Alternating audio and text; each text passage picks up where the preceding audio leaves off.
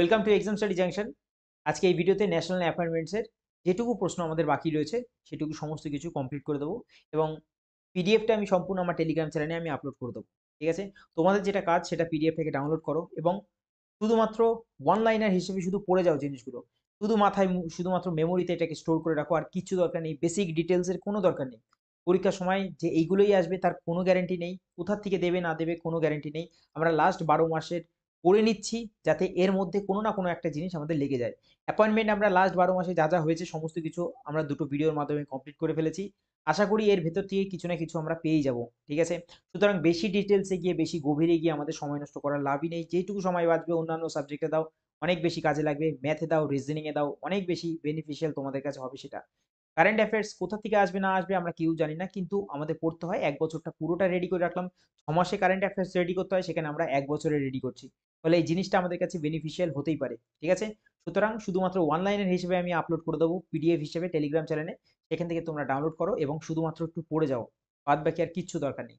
আজকে আমরা ন্যাশনাল অ্যাপয়েন্টমেন্টসের বাকি যে কটা প্রশ্ন বাকি রয়েছে সেটাকে করে শেষ করবো আজকে এটাকে। ঠিক আছে, আচ্ছা, আগের দিন আমরা 1 নম্বর আলোচনা করেছিলাম, আজকে আমরা 2 নম্বর পার্টে আমরা সমস্ত কিছু শেষ করে ফেলবো। সবার প্রথমে আছে chairman of the major organisation.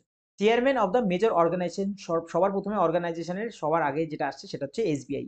SBI সবার প্রথমে যদি বলি চেয়ারম্যান কে, চেয়ারম্যান হচ্ছে আমাদের সিএস শেট্টি। সিএস শেট্টিকে আমাদের নিয়োগ করা হয়েছে চেয়ারম্যান অফ দ্য এসবিআই হিসেবে। ঠিক আছে, আচ্ছা, এইচডিএফসি ব্যাংকের চেয়ারম্যান হিসেবে কাকে নিয়োগ করা হয়েছে? অতনু চক্রবর্তীকে নিয়োগ করা হয়েছে। কোথায় না এইচডিএফসি ব্যাংকের চেয়ারম্যান হিসেবে। ওকে, নেক্সট ওয়ান, ইন্ডিয়ান ব্যাংকস অ্যাসোসিয়েশনের চেয়ারম্যান পদে কাকে নিয়োগ করা হয়েছে? নিয়োগ করা হয়েছে এম ভি রাওকে নিয়োগ করা হয়েছে। কিসের হিসেবে না ইন্ডিয়ান ব্যাংকস অ্যাসোসিয়েশনের আমাদের চেয়ারম্যান হিসেবে নিয়োগ করা হয়েছে এম ভি রাওকে। ইন্ডিয়ান অয়েল কর্পোরেশনের চেয়ারম্যান কাকে নিয়োগ করা হয়েছে? নিয়োগ করা হয়েছে অরবিন্দর সিং সেনীকে নিয়োগ করা হয়েছে কি না ইন্ডিয়ান অয়েল কর্পোরেশনের চেয়ারম্যান পদে নিয়োগ করা হয়েছে। ক্লিয়ার এইটুকু জায়গা? পরেরটাই যাই আমি। পরেরটাই আমাদের এবার চেয়ারম্যান পদেই নিয়োগ করা হয়েছে কর্পোরেট এবং পাবলিক সেক্টরের বিভিন্ন জায়গায়, যেগুলো যাদেরকে নিয়োগ করা হয়েছে তাদের নাম এখানে রয়েছে। চেয়ারম্যান যদি বলি আমি, চেয়ারম্যান অফ টাটা ট্রাস্টের যদি বলি নোয়েল টাটা। ক্লিয়ার? আচ্ছা, পরেরটা airport authority of India, chairman হিসেবে কাকে নিয়োগ করা হয়েছে? বিপিন কুমারকে নিয়োগ করা হয়েছে এয়ারপোর্ট অথরিটি অফ ইন্ডিয়ার চেয়ারম্যান পদে। ইন্টারন্যাশনাল ক্রিকেট কাউন্সিলের চেয়ারম্যান তো দরকার, তাহলে কাকে নিয়োগ করা হয়েছে? নিয়োগ করা হয়েছে জয় শাহকে। অমিত শাহর ছেলে জয় শাহকে নিয়োগ করা হয়েছে ইন্টারন্যাশনাল ক্রিকেট কাউন্সিলের চেয়ারম্যান হিসেবে। আচ্ছা, চেয়ারম্যান অ্যান্ড এমডি হিসেবে নিয়োগ করা হয়েছে হিন্দুস্তান পেট্রোলিয়াম কর্পোরেশন লিমিটেড। কাকে না রজনীশ নারাংকে নিয়োগ করা হয়েছে কিসের না হিন্দুস্তান পেট্রোলিয়াম কর্পোরেশনের চেয়ারম্যান অ্যান্ড এমডি হিসেবে। ক্লিয়ার এইটুকু জায়গা সব? আশা করি প্রত্যেকটা সেক্টর আমি আলাদা করে দিয়ে রেখেছি যাতে কোনো জায়গায় কনফিউশন, কোন জায়গায় কে নিয়োগ হচ্ছে শুধু সেইটুকু জায়গায় মাথায় রাখো, বাদ বাকি আর কিছু। এবার হচ্ছে আমাদের এমডি এবং ডাইরেক্টর পদে কারা কারা নিয়োগ হয়েছে এবং কোথায় কোথায় নিয়োগ হয়েছে সেটা আমাদের দেখে নেব। সবার প্রথমে আছে power grid corporation. Power grid কর্পোরেশনের এমডি পদে নিয়োগ করা হয়েছে রবীন্দ্র কুমার ত্যাগীকে। রবীন্দ্র কুমার ত্যাগীকে নিয়োগ করা হয়েছে পাওয়ার গ্রিড কর্পোরেশনের কি হিসেবে? আমাদের এমডি হিসেবে, ম্যানেজিং ডাইরেক্টর হিসেবে। আচ্ছা, আইআরসিটিসি, তোমরা অনেকেই রেলের টিকিট কাটো, তাই আইআরসিটিসির আমাদের এমডি পদে কাকে নিয়োগ করা হয়েছে? সঞ্জয় কুমার জৈনকে নিয়োগ করা হয়েছে আইআরসিটিসির এমডি পদে নিয়োগ করা হয়েছে। আচ্ছা, সিডবি, সিডবি নাম তো তোমরা শুনেছই। সিডবি এমডি পদে কাকে নিয়োগ করা হয়েছে? নিয়োগ করা হয়েছে হচ্ছে আমাদের মনোজ মিত্তালকে। মনোজ মিত্তালকে আমাদের সিডবির কি হিসেবে না এমডি হিসেবে নিয়োগ করা হয়েছে। আর লাস্ট প্রমাণ রয়েছে হচ্ছে আমাদের নিভিয়া ইন্ডিয়া। নিভিয়া ইন্ডিয়ার এমডি পদে কাকে নিয়োগ করা হয়েছে? নিয়োগ করা হয়েছে হচ্ছে আমাদের গীতিকা মেহতাকে। গীতিকা মেহতাকে আমাদের এমডি পদে নিয়োগ করা হয়েছে নিভিয়া ইন্ডিয়ার। ক্লিয়ার? এইটুকু জায়গা।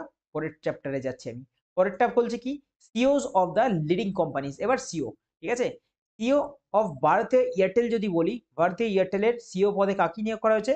শাশ্বত শর্মাকে। ঠিক আছে, আচ্ছা, ন্যাশনাল অ্যাসেট রিকনস্ট্রাকশন কোম্পানির সিও হিসেবে কাকে নিয়োগ করা হয়েছে?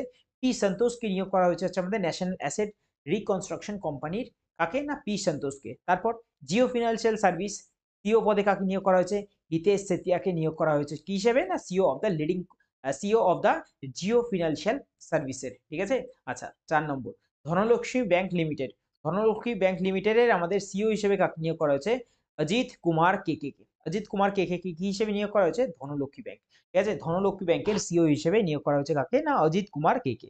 আচ্ছা, last one, PepsiCo India. PepsiCo ইন্ডিয়ার যদি বলি আমি, চেয়ারম্যান পদে নিয়োগ করা হয়েছে জগরুত কোটেচাকে। জগরুত কোটেচাকে পেপসিকো ইন্ডিয়ার সিও পদে নিয়োগ করা হয়েছে। ক্লিয়ার? পরেরটাই যাই আমরা।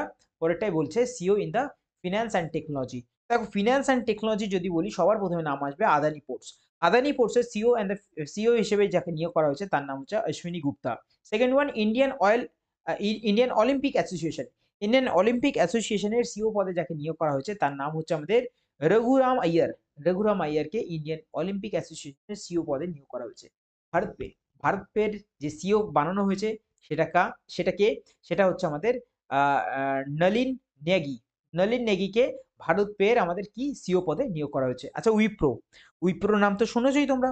উইপ্রোর সিও পদে কাকে নিয়োগ করা হয়েছে? শ্রীনিবাস শ্রীনিবাস পাল্লিয়াকে নিয়োগ করা হয়েছে আমাদের কি হিসেবে না, উইপ্রোর আমাদের সিও পদে নিয়োগ করা হয়েছে। ঠিক আছে, বোঝা গেছে জিনিসটা। সোনি ইন্ডিয়া, সোনি ইন্ডিয়ার কে রয়েছে? সোনি ইন্ডিয়াতে যদি বলি সিও পদে নিয়োগ করা হয়েছে গৌরব ব্যানার্জিকে। কাকে না, গৌরব ব্যানার্জিকে নিয়োগ করা হয়েছে সোনি ইন্ডিয়ার সিও পদে নিয়োগ করা হয়েছে। ঠিক আছে, পরেরটা যাই। কোনো জায়গায় যদি স্পেলিং মিস্টেক হয় বা যদি উচ্চারণে ভুল হয় তো মনে করো না, ডাইরেক্ট নামটাকে পড়ার চেষ্টা করো। ঠিক আছে, যেভাবে হচ্ছে সেইভাবে কন্টিনিউ শুধু পড়ে যাও। ডিফেন্স অ্যাপয়েন্টমেন্ট, এবার ডিফেন্সে কাদেরকে অ্যাপয়েন্ট করেছি সেটা আমরা এখান থেকে দেখে নেব। Chief of the army staff. আচ্ছা, chief of the army staff কাকে নিয়োগ করা হয়েছে? লেফটেন্যান্ট জেনারেল না উপেন্দ্র দ্বিবেদীকে নিয়োগ করা হয়েছে কি হিসেবে না, আমাদের chief of the army staff. Upendra দ্বিবেদীকে নিয়োগ করা হয়েছে আমাদের chief of the army staff হিসেবে। Vice chief of the army staff কাকে নিয়োগ করা হয়েছে? Lieutenant general N S. রাজা সুব্রমণিকে নিয়োগ করা হয়েছে কিনা vice chief of the army স্টাফে। Vice chief of the naval staff, vice chief of the naval staff হিসেবে নিয়োগ করা হয়েছে ভাইস অ্যাডমিরাল কৃষ্ণা স্বামীনাথনকে। কৃষ্ণা স্বামীনাথনকে আমাদের vice chief of the naval staff হিসেবে নিয়োগ করা হয়েছে।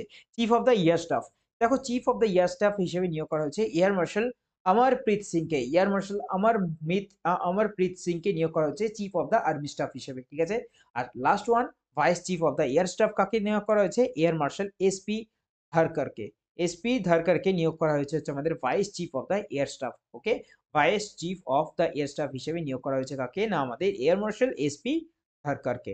এখানে নেক্সট ওয়ান, জুডিশিয়ারিতে অ্যাপয়েন্টমেন্ট কাদের কাদের হয়েছে এবার আমরা এখান থেকে দেখে নেব। জুডিশিয়ারি মানে সবার প্রথমে আসবে হচ্ছে চিফ জাস্টিস অফ ইন্ডিয়া। কে আছে? Chief justice justice Sanjiv Khanna. Justice Sanjiv খান্নাকে চিফ জাস্টিস অফ ইন্ডিয়া হিসেবে আমাদের নিয়োগ করা হয়েছে। আচ্ছা, chief justice of Allahabad high court কে রয়েছে? Chief justice of Allahabad high court রয়েছে justice Arun Bansali. Chief justice Delhi high court justice Manmohan. Okay, আচ্ছা, chief justice of Karnataka high court justice P S. Dinesh Kumar. আর chief justice of Uttarakhand high court justice Ritu ভারি। ঋতু ভারিকে নিয়োগ করা হয়েছে উত্তরাখণ্ডের কি চিফ জাস্টিস হিসেবে। লাস্ট আমাদের আজকে শীট, লাস্ট শীটে আমাদের বলা হয়েছে চিফ মিনিস্টার। রিসেন্ট যে সমস্ত চিফ মিনিস্টার গুলো অ্যাপয়েন্ট হয়েছে তাদের নাম এখানে দেওয়া হয়েছে। প্রথমে হচ্ছে অন্ধ্রপ্রদেশ, অন্ধ্রপ্রদেশে রয়েছে হচ্ছে আমাদের এন চন্দ্রবাবু নাইডু। এটা অন্ধ্রপ্রদেশে ইনি অ্যাপয়েন্ট হয়েছে চিফ মিনিস্টার। অরুণাচল প্রদেশে প্রেমা খান্ডু। দিল্লিতে রয়েছে হচ্ছে আমাদের অতিশী মার্লেনা সিং। আর ঝাড়খণ্ডে রয়েছে হেমন্ত সোরেন। ওড়িশাতে রয়েছে হচ্ছে আমাদের মোহন চরণ মাঝি।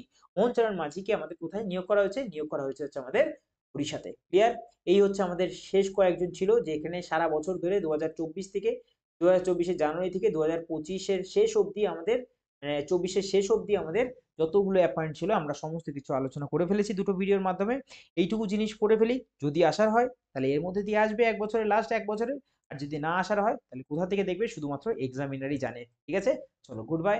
সময় নষ্ট করো না, যেটুকু আমি দিচ্ছি ওয়ান লাইনার হিসেবে সেটুকু পড়ে পুরোটাকে মুখস্থ করে রেখে দাও একদম। ঠিক আছে।